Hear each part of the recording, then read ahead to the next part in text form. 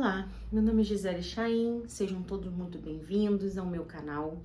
Hoje eu vou relatar para vocês o final do meu ciclo aqui em Portugal. Eu vou explicar o porquê que eu estou indo embora. Sim, eu estou indo embora. Eu fecho um ciclo de 5 anos vivendo aqui e decidi que não vou exercer a minha profissão aqui. Apesar de ter feito o processo de acreditação, mas eu não quero exercer. E eu vou explicar o motivo nesse vídeo. Espero que vocês gostem, espero que vocês entendam e que isso não sirva para desestimular a vinda de vocês para cá. Isso é só a minha experiência. Então vamos lá. Esses últimos estágios foi muito desgastante para mim, muito.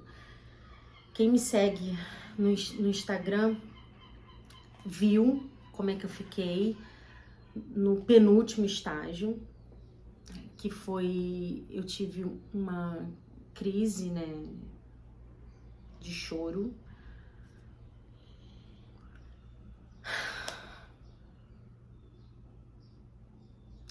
Quem me segue no Instagram sabe, deu para perceber tudo que aconteceu, praticamente na hora que aconteceu as coisas comigo.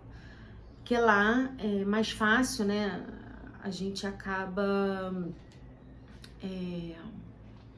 relatando as coisas mais fáceis.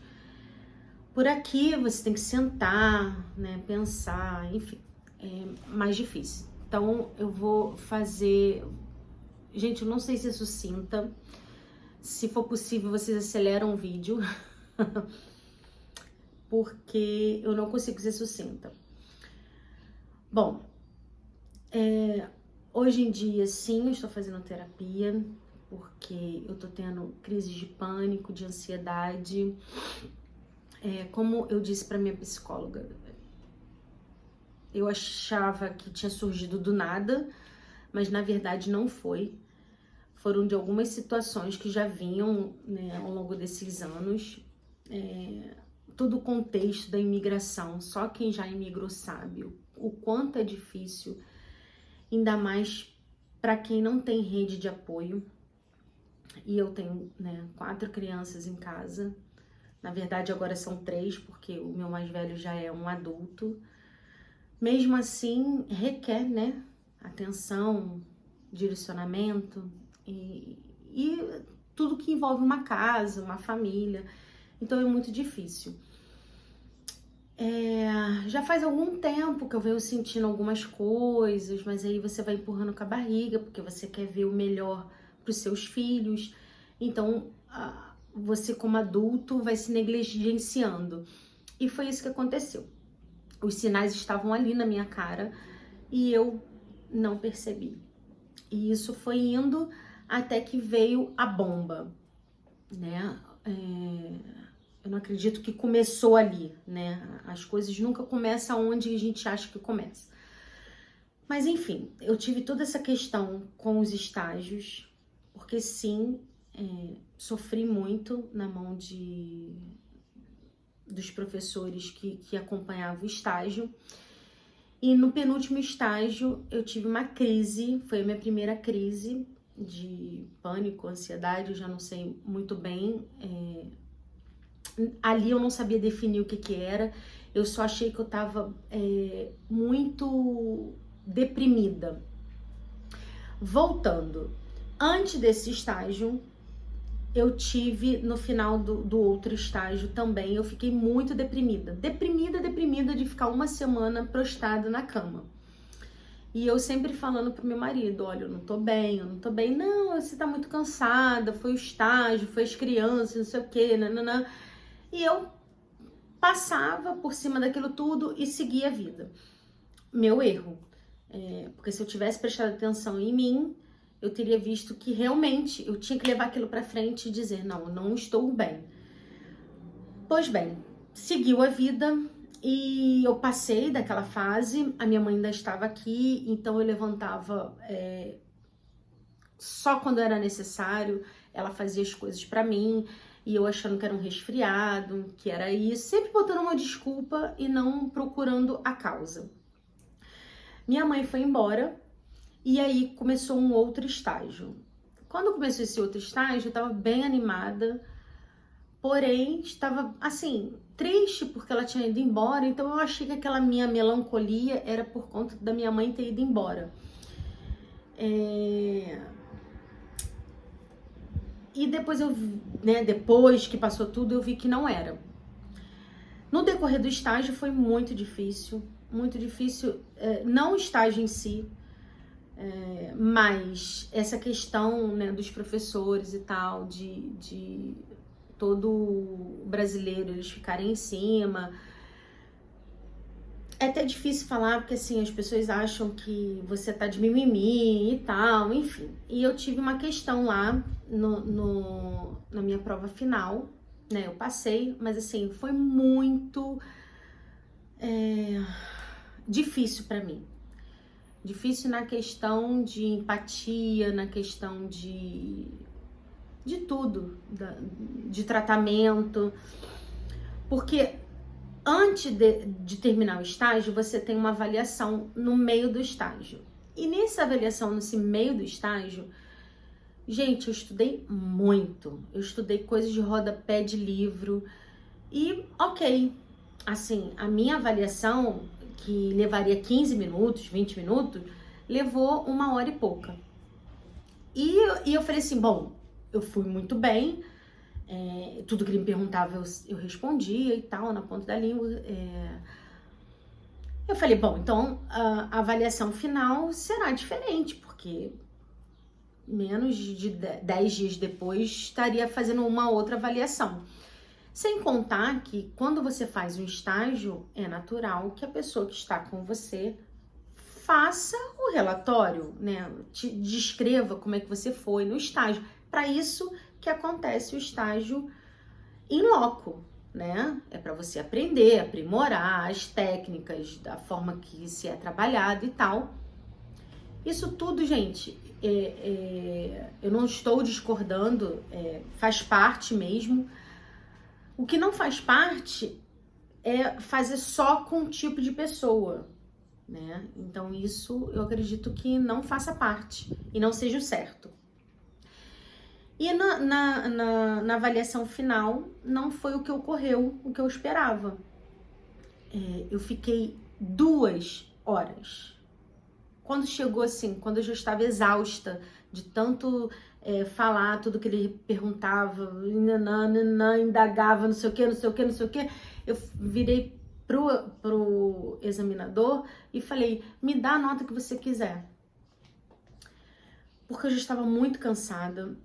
A minha irmã estava internada no Brasil e eu estava aqui sem poder fazer nada. Ela tem um problema muito sério, então eu não sabia se ela ia para a máquina, né? Se eles iriam conseguir reverter a situação dela dos rins, de não ter que ir para fazer hemodiálise, enfim. Então eu estava aqui a muitos quilômetros de distância com questões que eu já tinha passado para a enfermeira que ficava comigo todo dia, que eu não estava bem e que pegasse leve, que já era o final e que, assim, tudo que eu tinha que aprender, eu já teria que ter aprendido, teria que ter passado, teria que ter sido avaliado. Não era questão de horas que iriam me avaliar. E ela disse que tudo bem, que iria conversar com o examinador e que, né, iria pegar leve. Só que não foi isso que foi feito. Então, assim, o que mais me deixou magoada foi que eu fiquei em prantos, literalmente em prantos. Eu só sabia chorar no final de 2 horas de pressão. E falando pra ele, olha, dá a nota que você quiser. Eu sei da minha capacidade. E ele falando que ele não era empático. Eu falei pra ele, olha, eu só tô chorando porque aconteceu isso. Expliquei a situação da minha irmã. Não queria trazer isso pra você porque eu acho que não é necessário. mas eu tô vendo que é sim, porque você tá me pressionando tanto. E ele continuava a fazer perguntas, continuava, e eu falei que eu não iria responder. Naquele momento eu falei pra ele que eu não iria responder mais e que ele me desse qualquer nota que ele tivesse, né, que ele achasse cabível em me dar a nota. E fui levantando e saí da sala. Gente, isso fez muito mal pra mim, muito mal. Aí começaram, sim, as crises. Depois disso, eu tive uma primeira crise. Eu estava dormindo, cheguei bem com as crianças. Achei que estava bem, né? A gente tinha ido no Burger King, então veio todo mundo brincando. Estavam meus 4 filhos comigo. Então, tava muito bem. Vim, botei todo mundo pra dormir e tal. Fui dormir. 3 horas da manhã eu acordo com uma falta de ar, com uma sensação de vontade de vomitar, que eu ia morrer. Isso foi assim, acho que horas. Pra mim, se foi minutos, eu não sei, deve ter sido horas, porque eu fiquei muito... Ai, eu nem sei. Foi bem difícil. Nisso, meu filho mais velho veio, viu como é que eu estava, me deu suporte da maneira que ele achava, ele me perguntava todo o tempo, mãe, o que que eu faço? Mãe, o que que eu faço? E naquele momento, antes dele acordar, o que passava na minha cabeça era, caramba, se eu morrer, porque a sensação era essa, gente, é que eu ia morrer. Que naquele momento eu iria morrer, a qualquer momento, e que quando todos acordassem, eu não estaria mais viva, eu não estaria mais aqui. Então, nesse inteirinho, eu fui um pouco racional, mesmo com muita falta de ar. Eu mandei uma mensagem para minha mãe, tanto que ela tem essa mensagem muito ofegante, muito. Ela falou, Gisele, eu fiquei muito preocupada, e mandei uma mensagem para o meu marido, dizendo que tudo que estava acontecendo, que eu poderia falecer, porque eu não sabia o que estava acontecendo comigo. Essa era a sensação que eu estava sentindo. E todos ficaram muito preocupados e tal. E eu já estava em mente, eu vou ser muito sincera com vocês, antes disso tudo acontecer, eu já estava em mente em voltar para o Brasil.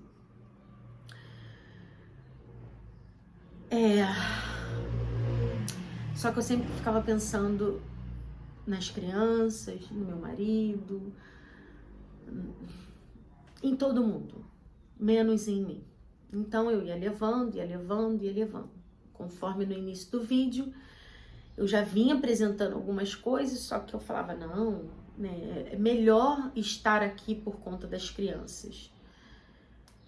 Só que uma pergunta que eu vou fazer para vocês, e eu quero que vocês reflitam junto comigo, que a minha psicóloga fez. Quais são as 3 coisas mais importantes para você hoje? Eu vou dizer o que eu respondi para ela. Eu falei, é fácil. Primeiro, meus filhos, minha mãe e meu marido. Aí ela, tem certeza? Eu falei, tenho. Poxa, eu tô nisso tudo por conta deles, por conta que eu quero ver o melhor para meus filhos. A minha mãe, eu tô tentando trazer para cá, mas depois que ela ficou 6 meses aqui comigo, ela não queria ficar aqui. Ela ficou também muito deprimida, muito limitada com as coisas. Eu também não posso forçar ela, mas eu quero o melhor para ela. Aí ela foi, parou, falou, Gisele, pensa direitinho, vamos lá. Se essas 3 coisas são mais importantes para você e dentre essas 3 você não se colocou como prioridade, como que você vai fazer para dar um bem-estar para essas 3 pessoas, para essa, 3 categorias na sua vida? Então, eu faço essa mesma pergunta para vocês. Seja de onde estiver, quais são as 3 coisas mais importantes para você. Porque hoje é um exercício. Às vezes eu me pego dando essa mesma resposta. Meus filhos, meu marido, minha mãe. Mas aí eu repenso, não.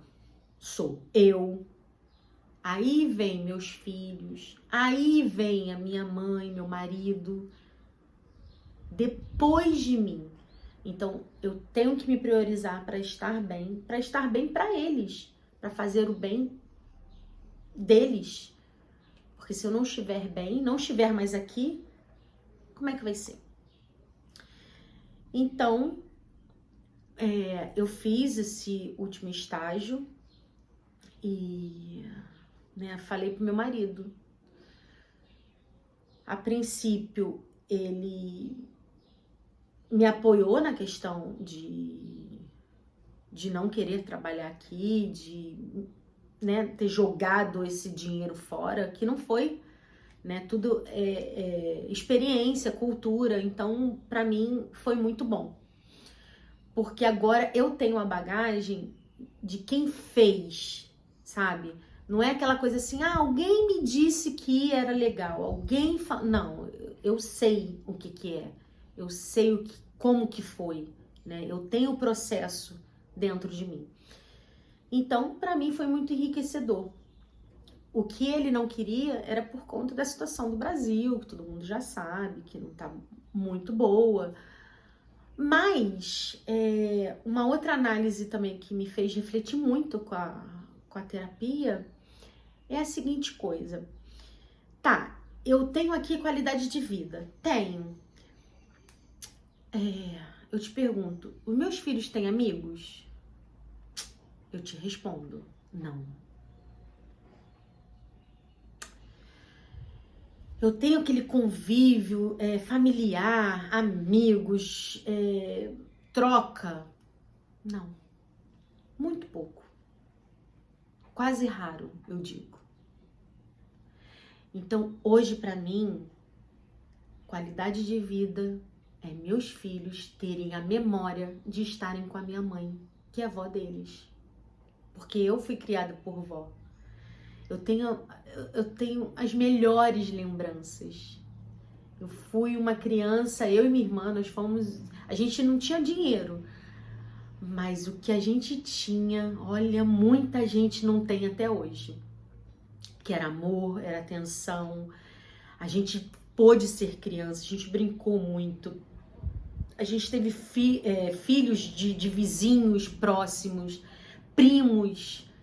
Então, eu tenho memórias. Então, hoje pra mim, qualidade de vida não é mais que remete àquela coisa de está aqui, eu estou muito segura. Tá, tô segura pra ficar presa dentro da minha casa, que eu fico a maior parte do tempo. Que aqui no inverno ninguém bota o nariz fora das suas casas. Então, pra mim, Gisele, pra minha família, pra família Chaim, não vale mais a pena eu ficar aqui. Por isso que esse mês, no final do mês, eu tô gravando esse vídeo no início do mês de julho, mas no final do mês de julho eu estou indo embora, eu e minha família. E vou com a sensação, graças a Deus, de um dever cumprido. Cumprido comigo, com o propósito que eu quis vir. E grata. Eu ainda tenho como sentir gratidão a esse país. Apesar de ter passado por poucas e boas aqui. Mas faz parte, né, gente? Faz parte do amadurecimento, faz parte para você colocar na balança o que realmente importa. Porque quando você perde, é que você sabe o que realmente importa. Então, para mim, o que importa é toda a minha família estarem bem e perto dos familiares, dos agregados, dos nossos agregados. Então, isso para mim que importa. Eu quero viver perto da minha mãe, poder ajudar e não tá tão longe, não ficar com essa impotência. Então, eu digo que o meu ciclo aqui se acabou. Fui muito feliz nesses 5 anos vivida aqui. Não vou dizer, ai, gente, eu fui infeliz todo... Não, não. Fui feliz, sim. Fui feliz. Como todo casamento, né? Tem início, meio e fim. Eu digo que eu tô na parte daquele casamento que quando você se separa do casamento, aí tá um pouquinho tóxico. Porque outras coisas aconteceram. Se vocês quiserem que eu fale, coloque aqui nos comentários, com meu filho, e que reforçou a minha decisão. Nesse vídeo eu não vou contar essa questão do meu filho, mas se vocês quiserem que eu conte, eu faço outro vídeo explicando tudo o que aconteceu. Mas num resumo breve, outra coisa que eu falo pra vocês, assim, cuidado com o que vocês pedem pra Deus. Porque numa dessas coisas de eu conversando com Deus, eu fui caminhar na praia, eu falei assim, Deus, me mostra se eu estou fazendo a coisa certa. Apesar de já ter comprado a passagem, teve um momento que eu pensei assim, não, tá, eu vou pro Brasil, passo um tempo, faço meu tratamento e quando eu estiver melhor eu volto, né, pra minha casa e continuo vivendo aqui, enfim, e vou caminhando. E eu pedi pra Deus, eu fui na praia, conversei, né, com o mar e tal, e falei, Deus, se eu estiver fazendo a coisa certa, me mostra, porque eu acho que eu tô tirando, né, uma oportunidade dos meus filhos. Será que eu tô sendo egoísta, só pensando em mim, porque agora eu tô me priorizando, não sei o que, minha saúde mental? Gente, nesse dia, eu não sabia que tinha acontecido.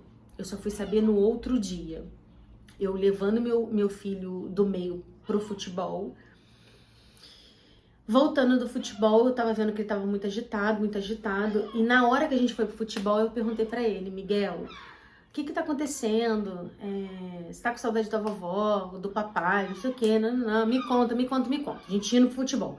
Voltando do futebol, ele falou assim, mãe, eu vou te contar. Aconteceu uma coisa na minha escola, eu não quero que você brigue comigo, não sei o quê, não. 4 meninos encurralaram ele e tentaram bater nele, empurraram ele, deram os pontapés e tal.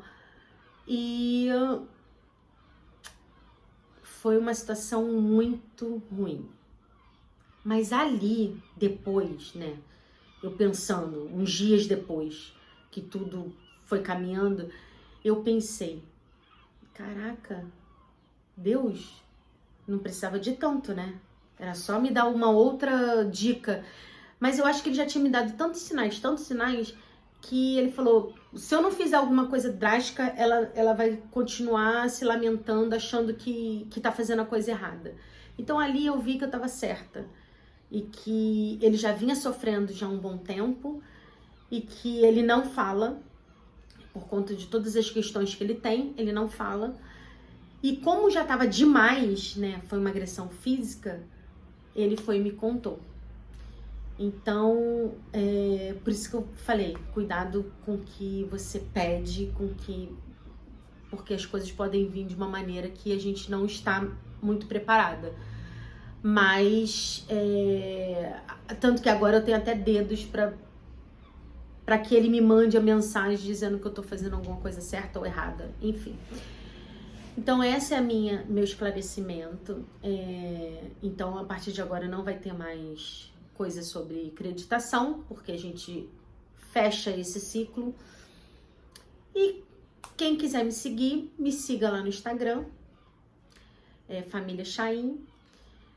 E espero que vocês tenham gostado. Não é um vídeo muito confortável de se fazer, porque eu tentei a todo tempo não entrar muito profundo, porque tem coisas bem piores para eu não entrar em crise. Então, eu espero que vocês entendam e que respeitem, né, as pessoas quando falam que vai voltar. Ai, meu Deus, que absurdo, essa pessoa vai voltar. Gente, cada um sabe por que está voltando e por que está tomando essa decisão, né? Então, hoje, para minha família, é a melhor coisa. fique com Deus e reflitam sobre tudo que eu falei. Vamos colocar prioridades em primeiro lugar na gente. Vamos colocar as coisas nas prateleiras certas. E vamos nos colocar como prioridade sempre, mesmo que esteja o caos. Hoje é o meu mantra. Para finalizar, e para quem tem dúvidas, sim, eu continuo em crise. De vez em quando me dá crise, mesmo agora, né, com tudo certo de eu voltar, com tudo já encaminhado. Já comprei meu apartamento lá no Brasil, então eu não vou voltar, né? Não vou voltar para o meio da rua, nada disso. Então já tá tudo encaminhado. Eu acho que tudo tem... Eu tinha que passar por isso, só vou entender lá na frente. Agora eu não entendo. Mas tá tudo correndo muito tranquilo até para eu voltar. Porque quando tudo correu, eu achava que eu ia voltar só no outro ano, só no próximo ano. Para eu ter tempo, né, gente? As coisas... Não sou rica, né? Não cai do céu. Mas as coisas foram caminhando de uma outra forma e eu só tenho que falar, Deus mesmo foi conduzindo de uma maneira tão sábia que tá tudo certo. Então eu fico por aqui. Se vocês quiserem que eu faça um vídeo relatando a questão do meu filho, coloca aqui nos comentários. E quem quiser me siga lá no Instagram. E se eu puder ajudar com alguma coisa, sempre tô ajudando com as provas, eu tenho guardada. E o que eu puder fazer para ajudar em questões assim, de dúvidas, manda lá no meu direct que eu respondo, tá bom? Um beijo e tchau. Até o próximo vídeo. Tchau, tchau.